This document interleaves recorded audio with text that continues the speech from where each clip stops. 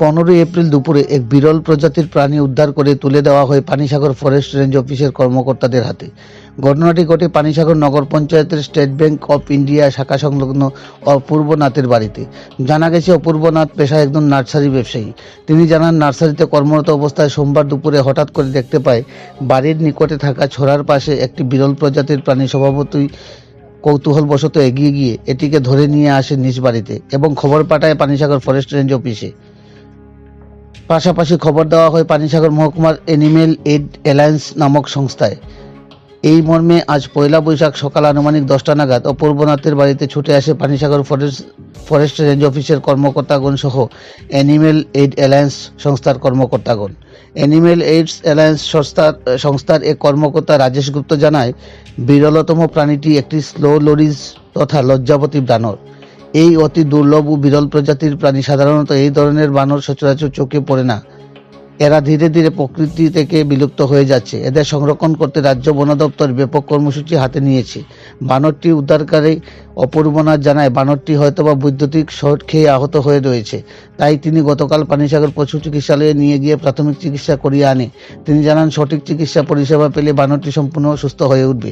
বিরল প্রজাতির বানর উদ্ধারের ঘটনা জানাজানি হতেই এটিকে দেখতে কৌতূহলী জনগণ কাতারে কাতারে ভিড় জমায় অপূর্বনাথের বাড়িতে। পরিশেষে বিরল প্রজাতির লজ্জাবতী বানরটি তুলে দেওয়া হয় পানিসাগর ফরেস্ট রেঞ্জ অফিসের কর্মকর্তাদের হাতে। পানিসাগর ফরেস্ট রেঞ্জ কর্তৃক জানা গেছে, আহত বানরটিকে প্রথমে চিকিৎসা করে সুস্থ করে তোলা হবে এবং পরবর্তীতে পানিসাগর রোয়াস্থিত অভয়ারণ্যে উন্মুক্ত করে দেওয়া হবে। তবে এই ধরনের বিরল প্রজাতির লজ্জাবতী বানর লোকালয়ে কী করে এবং কোথা থেকে এলো তা নিয়ে ধোঁয়াশা সৃষ্টি হয়েছে। এই ধরনের বিরল প্রজাতির বানর উদ্ধারে গোটা পানিসাগর জুড়ে কৌতূহল সৃষ্টি হয়েছে। পানিসাগর প্রতিনিধি রিপোর্ট, শ্যামলী ত্রিপুরা।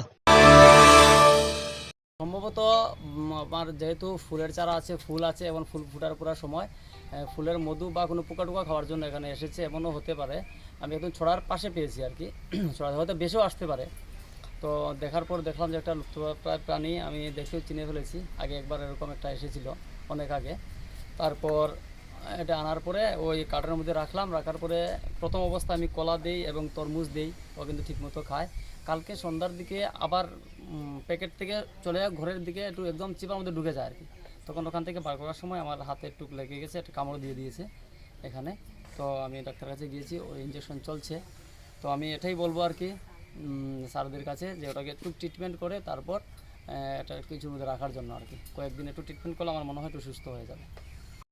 থেকে বলছি, আমরা অ্যানিমেল এইড অ্যালায়েন্স একটা সংস্থা। এই সংস্থা আমাদের কাছে কালকে রাত্রে খবর আসে পানিসাগর শ্রীযুক্ত অসীমনাথের অপূর্ব তার ডাকনাম। তো অপূর্ব একজন পরিবেশপ্রেমী, বন্যজীবদেরকে ভালোবাসে। সে তার বাগানে কাজ করছিল, এমন সময় এই স্লো লরিজটা অনডেড অবস্থায় ছড়ার জলের মধ্য দিয়ে ভেসে আসছিল। সে সেটাকে রেস্কিউ করে এবং আমাদেরকে খবর দেয়। আমরা পানিসাগর ফরেস্ট রেঞ্জে খবর দেই এবং ফরেস্ট রেঞ্জ থেকে দায়িত্বপ্রাপ্ত অফিসাররা এসেছেন। আজকে অপূর্বর বাড়ি থেকে আমরা এই স্লো লরিজটা আমরা পানিসাগর ফরেস্ট রেঞ্জের দায়িত্বপ্রাপ্ত অফিসারদের হাতে তুলে দিচ্ছি। আমরা যতটুকু জানতে পারলাম যে এটি প্রায় লুপ্তপ্রায় প্রাণী, সচরাচর একে পাওয়া যায় না বা দেখাও যায় না। তো এই লোকালয়ে সেটা কীভাবে আসলো, কোথা থেকে আসলো, কি মনে করলো? এটা সম্ভবত দূরবর্তী কোথাও ইলেকট্রিক শক লেগেছে। এটা ইলেকট্রিক শক লাগার পর এটা ছড়ার জলে ভেসে এখানে এসেছে এবং অসীমের নজরে পড়েছে।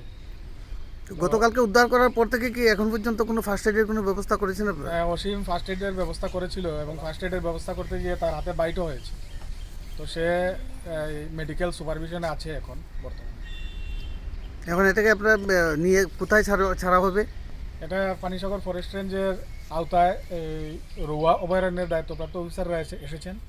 ওনারা এটাকে নিয়ে যাবেন, নিয়ে গিয়ে এটার এই ফার্স্ট এইডের ব্যবস্থা করবেন, প্রয়োজনীয় চিকিৎসার ব্যবস্থা করবেন এবং ওনাদের হেফাজতে থাকবে। প্রথমত আমার পানিসাগরের যে ফরেস্ট অফিসার উনি আমাকে ফোন করেছেন যে এটাকে নেওয়ার জন্য। আর এটা নেওয়ার পরে আমার নাম হলো তাপস দেবনাথ। আমি FFW অফিসার না। আর অফিসারে আমার ফোন করার পরে আমি এটাকে নিয়ে যাওয়ার পরে তাকে এখানে আসার জন্য বলবো। তখন তারা যে সিদ্ধান্ত নেয় তাই এটা নেওয়া হবে।